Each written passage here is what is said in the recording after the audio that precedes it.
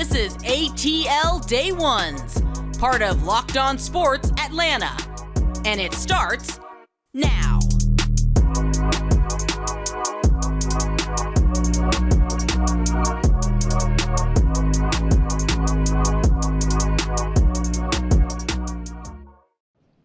Welcome into ATL Day Ones with Jarvis and Tenitra. Ooh, T, it is a wind down Wednesday.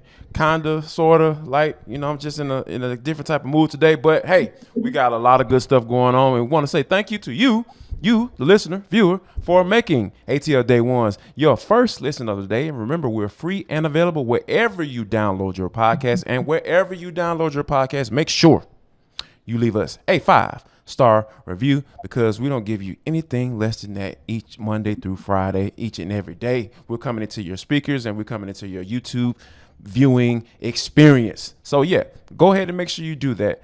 Just give a little kickback. That's all we ask for. We won't ask for any money. It's free. Do it. Just do it like Nike. All right, T, we have a lot of good stuff on board today. Ronald Acuna led things off and got scored for the National League. We'll talk about that and whether or not that made a difference, and maybe we can peek into what he's going to see in the second half for Mr. Acuna. Also, DeAndre Hunter and the Hawks, they can't figure out the numbers. We'll try to see if we can figure it out and try to get you to where the Hawks will be with DeAndre Hunter going forward. And last but not least, and for the culture, T, you got to have some long money to go see the Bucs and the Seahawks play in Germany. We'll talk about all of that and for the culture. But first, T, the American League was able to pull it out 3-2. National League jumped out, got off to a pretty decent lead. Yeah. And, and our own nephew, Ronnie, he started off with a double, scored the first run of the game.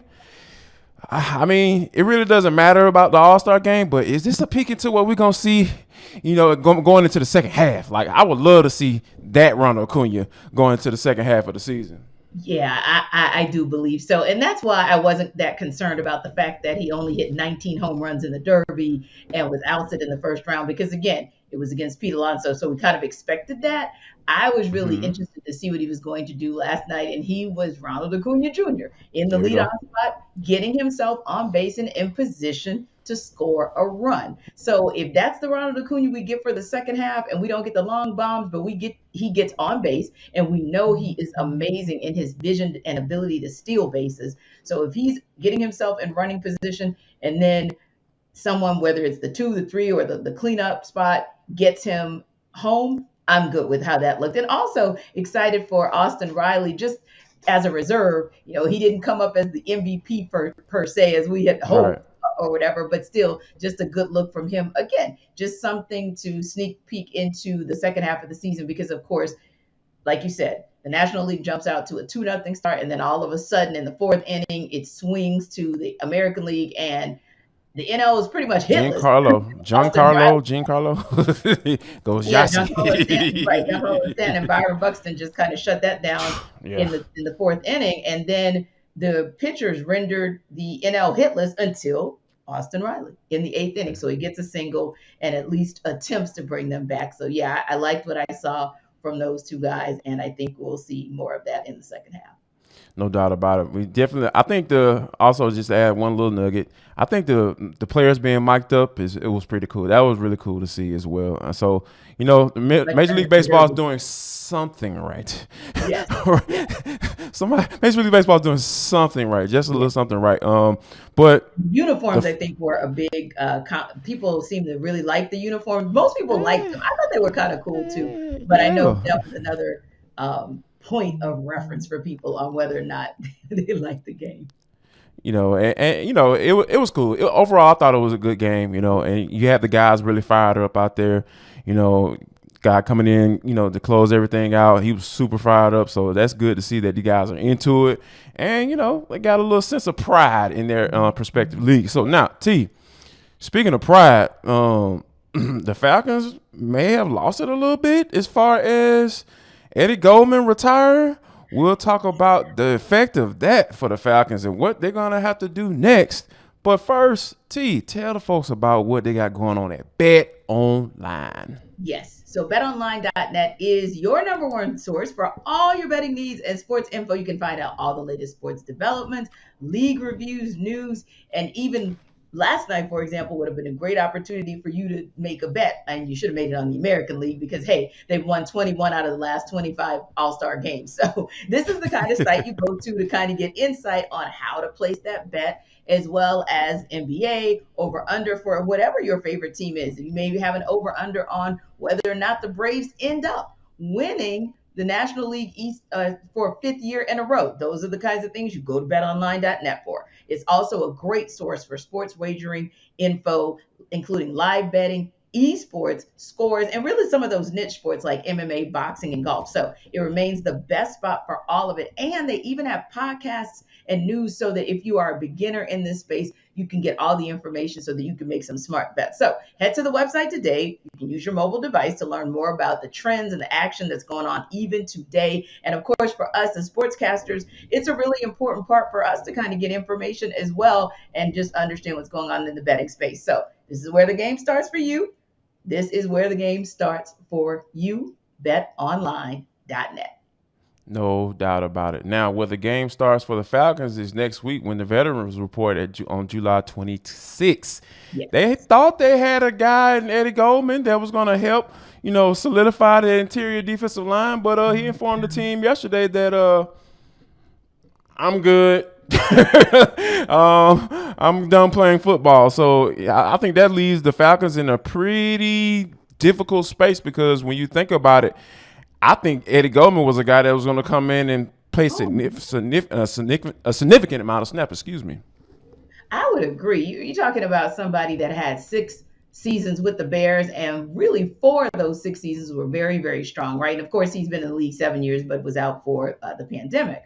But ultimately, yeah, you're looking at essentially a 28, 29-year-old, somebody who's still relatively young. And still has a lot of juice left. Yeah, got a lot of good tread on the tires. So like you said, someone who could have given Dean Pease another option just in his rotation. And so, yeah, I feel like, I don't want to say it's a big loss, but I will say it does feel like a significant loss and something that at this stage in the game, I'm sure Terry Fontenot and Arthur Smith did not think they would have to manage through.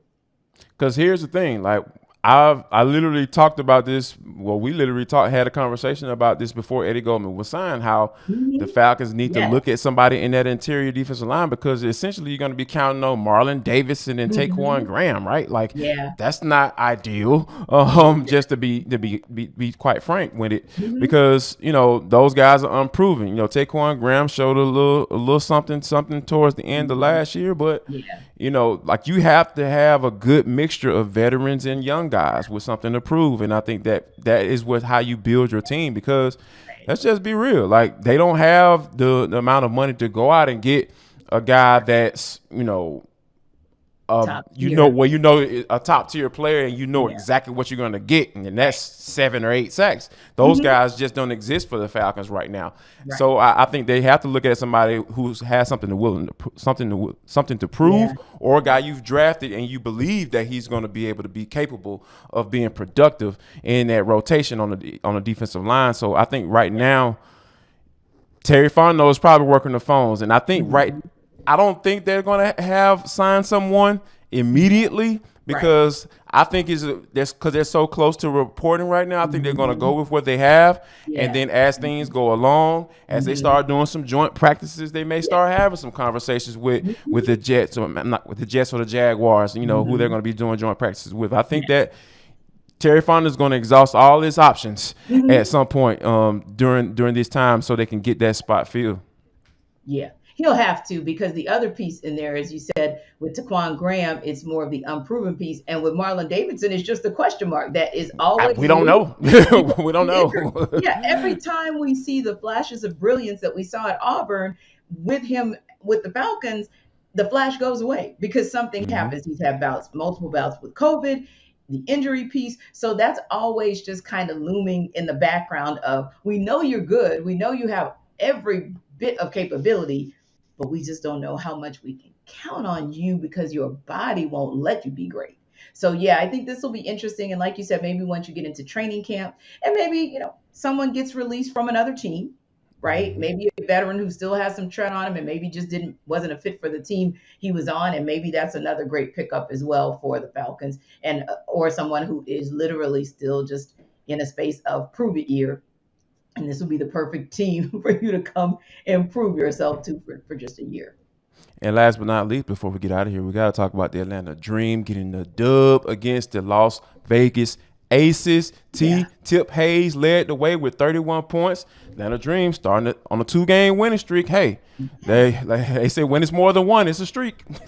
Right. And also, that guarantees that they are on a brutal road trip, and they're going to go 500 on that road trip, because literally they come out of the All-Star break, they stay in Chicago to play the Sky. That was a tough game for them. And then they come back home for exactly one game against the Sun on Friday. And now you got to go back out on the road for 4 more games. So I think that is really impressive for them to have taken the first 2 of those games, and particularly this game against the Aces, because the Aces had their number earlier in the season, but they really played a complete game last night against the team that is number 2 in the Western Conference. And like you said, not only did Tiffany Hayes just show up with a season high 31 points, but also they got Ryan Howard back. She, of course, was out for a couple of games with a shoulder injury, and sis came back on fire. 5 of 6 3-pointers. She also had 24 points. So again, you like what Tanisha Wright is able to do. You like it when the squad is healthy, and hopefully they'll start getting more of their pieces back for this final run in the season that may just get them to sneak into the playoffs. A lot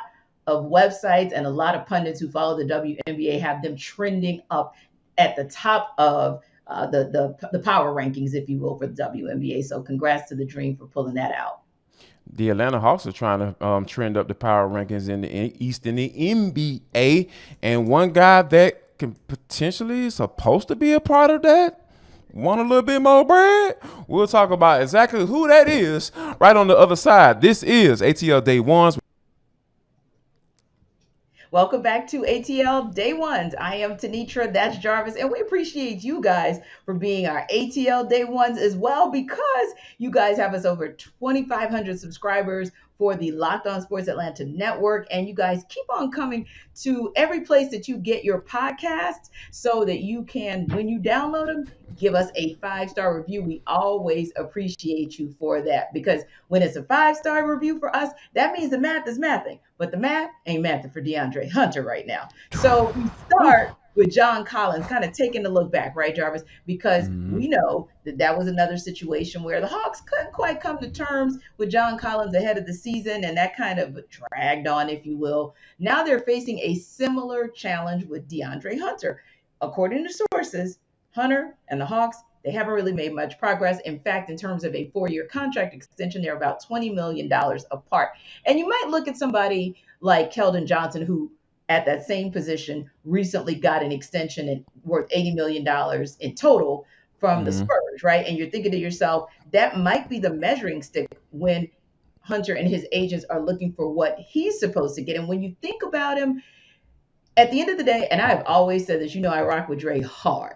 I've always said, even last year, I kept saying my mantra was, wait until Dre comes back. Wait until Dre comes back. When Dre comes back, because when he is healthy, he is the second best player on that roster, obviously before DeJounte Murray came aboard. So that, we have yet to see what he's going to do. But ultimately, Dre has been the second best player since Dre has been on this team. But like you said, Jarvis, 53 games due to injury. So you don't get to see how good he is across 82 games. So do you think this holdup is about that? Is it about injuries, or is it about the level of talent, cap concerns? I mean, what do you think it is? I think it's a combination of two things. I think one, definitely injury. The injury concern has to be there. Like, this is the front office we're talking about. We're talking about Travis Schlenk.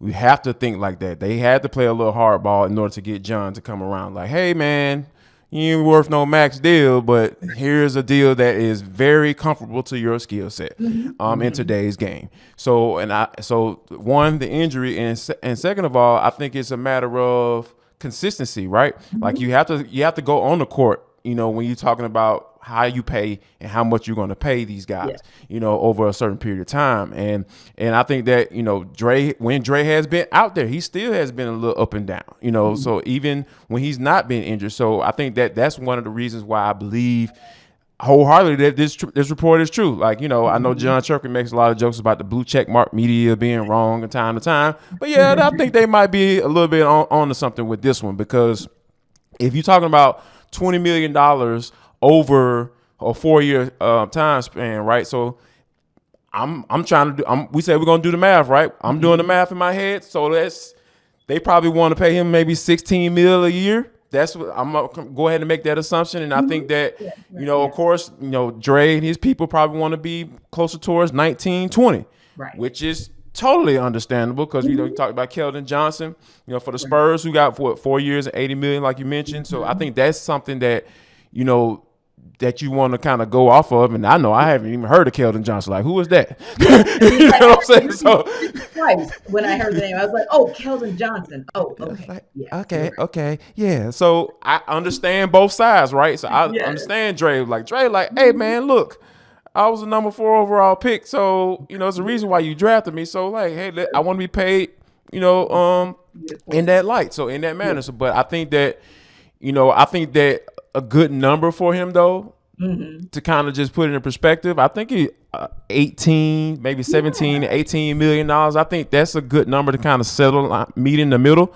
on. I don't necessarily think that you should pay him 20, but I don't think 16. That's kind of seems a little low in my end. Yeah, and I'll tell you what my thoughts are on that when we come back on the other side of Jarvis telling you guys about Blue Nile. Blue Nile, like, okay, so we're talking about money, right? I like talking about money, especially when you're talking about giving me some.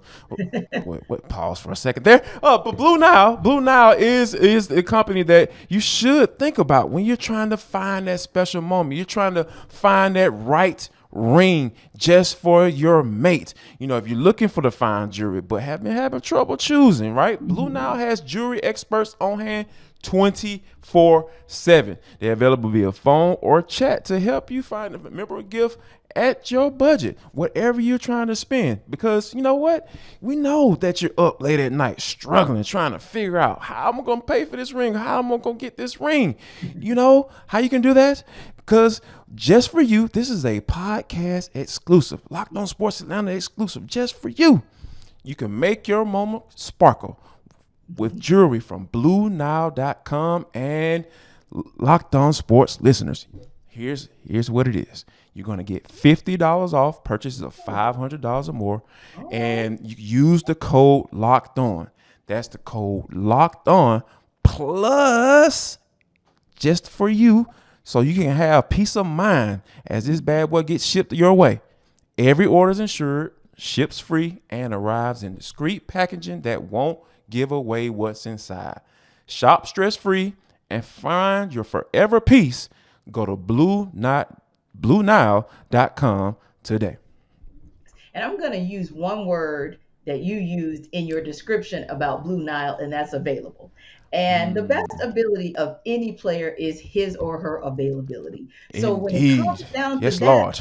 Yeah. So when it comes down to it, that is the biggest challenge that you have to overcome with Dre. And so, in my opinion, I do agree with you that 18 mil seems right about right, because when I think about OG Anunoby and the fact that he's around that same number, or I think about Duncan Robinson, who kind of comes in sometimes as a starter for the Heat, but other times as a strong contributor from the bench.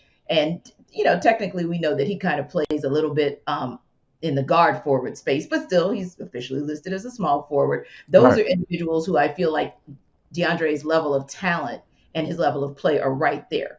But the difference is when you look at OG and you look at Duncan, you're not looking at the same number of injuries, the same number of games missed across the same span of time. And that's kind of where that challenge is. So you know what I would do if I were the Hawks? I would go ahead and make it incentive laden. If he wants to get to 80, well, you get to 80 based on your play. That could be number of games, that could be production within games, however you make it an incentive-laden contract. But I think that's probably, and also the middle ground, in addition to what you said about the 18 mil, the middle ground would also be, we can get you to 80, but here's how you need to get you to 80. Now, the other piece is this. Of course, with so many positive things going on with the Hawks this offseason, we hope that this can be taken care of before the beginning of the regular season, right? But do you think, if it doesn't, that it will in any way impact Dre's play or the play of the Hawks overall? I don't think so, because when you think about it, at the end of the day, he has to be a pro, because and then also, like, what if he goes out and balls, plays the first 30 games of the year, Right. and you're 30 games in, he's averaging 18, 7, and 5. Like, all right, now, yeah, let's go and get that 20. I need that. So I think it benefits him, and that benefits the Hawks as well, because they have that money when they draft people in certain positions. They draft guys with the intent of saying, okay, I'm gonna have to probably pay this guy max money, especially when you're talking about a top 5 pick. Sure. So I think that if he goes out and balls and has that mindset, hey, I'm gonna prove to these guys that I'm about my money. I wanna win, and I wanna ball out on the court, and I wanna prove it. I think both parties wins in that particular case, and Dre is not a guy that we've seen to be a distraction. Like, you barely even know he's around sometimes because he doesn't really talk like that. So I think that, given the personality of Dre and what's at stake for him professionally, I think that I don't foresee any issues with this one going forward. Yeah, same. And if they're able to get a deal done, yeah, I agree with you as well. And speaking of off-season moves, front office style, we are seeing a familiar face come into the front office for the Hawks, and that is Kyle Korver. And man, you want to talk about somebody who's a friend to the media. Wow. Everybody loves Kyle. Everybody loves Kyle. Kyle has just a really broader worldview. He reminds you a lot in his worldview of a Steve Kerr. Right. So I think he's an exciting and a necessary piece to the puzzle of the front office, coming in as director of player affairs and development. And what he's basically going to be doing, and this is literally a quote from the Hawks, is developing these individual plans, whether it's for individual players, staff members, coaches, etc. And I love it because he has so much experience, 17 years in the league, 5 of them with the Hawks. And like you said, one of the most beloved Hawks, even though that was just, a third of his career, but everybody loves him. And I think when I look at him, and, he was another one who's technically listed as a forward, but definitely played more guard forward on the guard forward side than anything. I think that can be very powerful.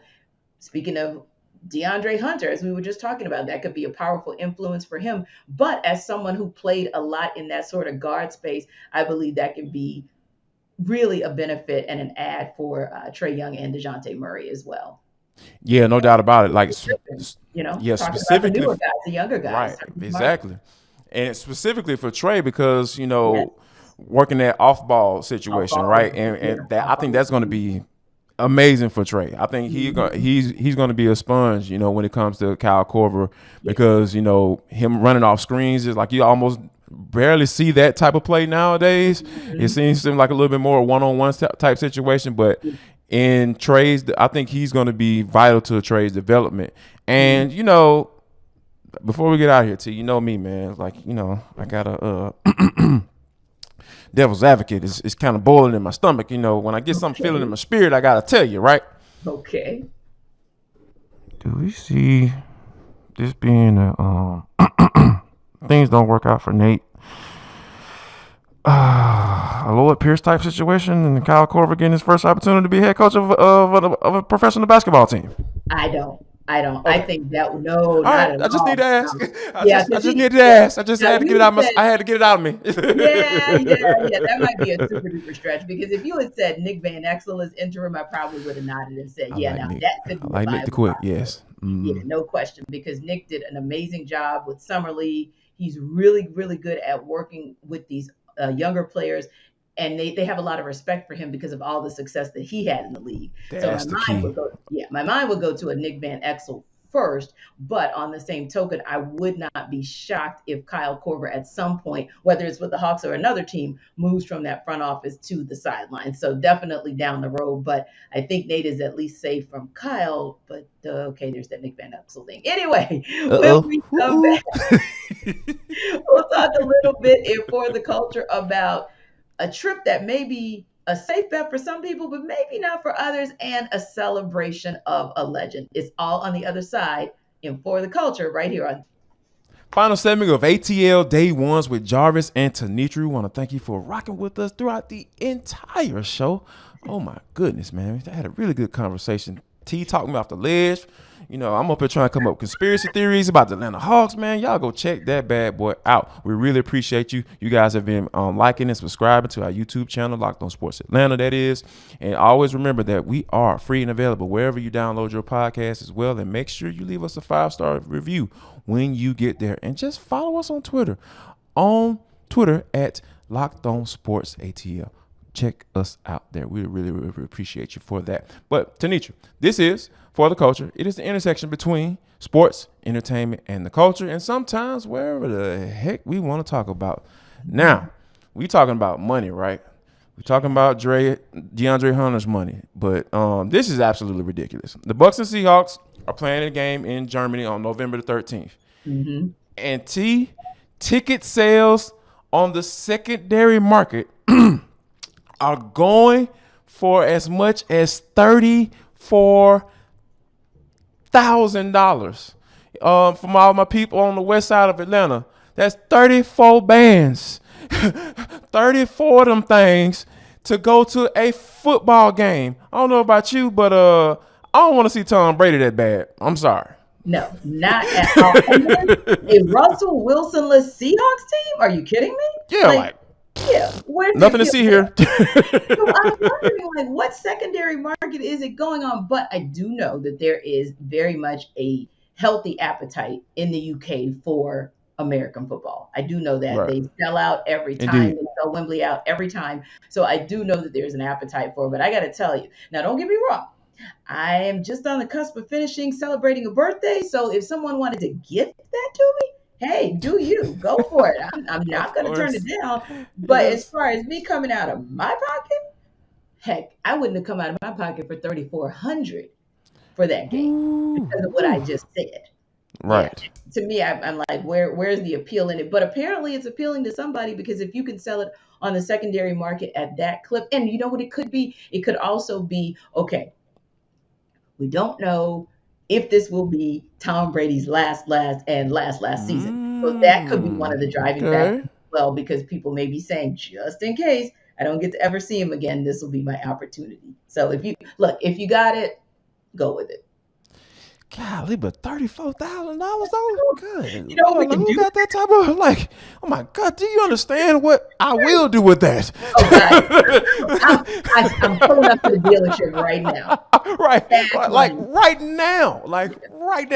Yeah. And I'm going to have a little bit on the trade in too, just to throw a little cherry on top, so I might be able to get really what I want, you know? Yeah. So yeah, man, come on, man. Y'all tripping. But anyway, but there's a special, some person who hit the century mark on her age. Is probably the only time that it's actually okay to talk about a woman's age. We'll talk about her in just 1 second. But before we do that, T, tell everybody about the tea from Coffee AM. Ooh, y'all like how I did that? I love giving you guys the tea about the tea from Coffee AM. And yes, I know it says coffee. And yes, we know that it is the best small batch roaster in the country that's right in our backyard. But you also know that I'm always telling you about the tea because I love green tea and I'm trying the different flavors. And that's kind of cool for me too, so I can get off my green tea kick and kind of give some of the other flavors a try. And you should do that too, even if it's the coffee side, right? Because they only roast current crop specialty grade coffee, but they get it from all over the world, all types, organic, direct trade, fair trade, you name it. Coffee AM has it for you. And the good thing about what they do is they blend it fresh. So let's say, for example, you have a request for a shipment in the next day or two. They're going to blend it either the day of or not far from it. So you're guaranteed to have that fresh roasted coffee. And again, it's local. So why wouldn't you support a local business? That's always a beautiful thing. You go to coffeeam.com/locked-in. You can do that today. You can take a look at the full menu. So don't take my word for it or Jarvis's word. Go check it out for yourself. Go see what kind of coffees they have, what flavors of tea they have, or even if there are some gift sets that you might like to gift someone. And when you go to that website, coffeeam.com/locked-on, you use that coupon code locked on, and that'll get you 15% off at checkout, at least for your first order. But don't stop there. Keep going back and keep telling a friend to go to Coffee AM, which is the best small batch coffee roaster in America. And I'll tell you one more time so you won't forget to get your discount. 15% off using the code locked on, coffeeam.com/locked on. You already know what it is. Locked On. It's easy to remember. You watch Locked On Sports Atlanta every day. So, yeah, use the code. Get 15% off. Now, T, the woman I was talking about, the elegant Miss Rachel Robertson turned 100 years old. Oh, my goodness. It was so cool to see last night Mookie Betts on the microphone saying, hey, let's honor somebody that needs to be honored each and every day. My goodness. Wow, it is just, I can't even list all the things that she's done. You know, obviously the wife of Jackie Robinson, but once Jackie Robinson passed away, she has been such a big help to the Major League Baseball to try to get this thing right, to make sure people don't forget about him. And I just think that we just should continue to do this each and every day outside of her birthday. Yes, and happy birthday to you, Miss Rachel Robinson. And Mrs. Robinson reminds me so much in terms of her legacy of Mrs. Coretta Scott King. Obviously, both women started off wanting to honor their iconic husbands, but both of them became activists in their own right. And that's what I love about Mrs. Robinson. She, of course, was a staunch believer and supporter of education, an educator herself. So one of the things that she does with the foundation is they give away scholarships every single year in the 30,000 plus range, which really, I'm sure, helps out some needy kids, but also it gets them to travel abroad, if you will. It exposes them to leadership programs. And then there's even another program where if you don't get into that program, there are some kind of day-to-day, some everyday tasks that they'll help you with in terms of learning how to basically go into your adulthood successfully and to launch your career successfully. And like you said, she has been an amazing ambassador for the game of baseball herself. So I love the niche that she's carved out for herself, and just happy birthday and congratulations to you for even getting to the century mark. That's powerful. And low key, she's doing it in such a beautiful way. She still looks amazing, amazing, amazing. One more thing about today, though, Jarvis, and that is that today is National Hot Dog Day. So before we get out of here, I have to ask you, yes, it is. Yes, it is. Yes, it is. Are you a ketchup mustard relish guy? Are you a barbecue sauce guy? Are you a chili guy? I mean, what's on your hot dog?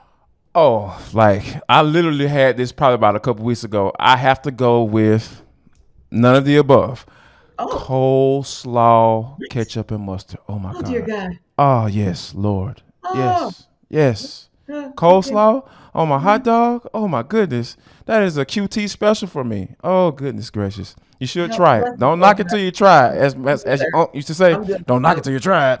Nope. Don't like coleslaw on anything. What is up with women and coleslaw? My goodness. My wife doesn't like coleslaw. What is this? What is this? Why would I do that?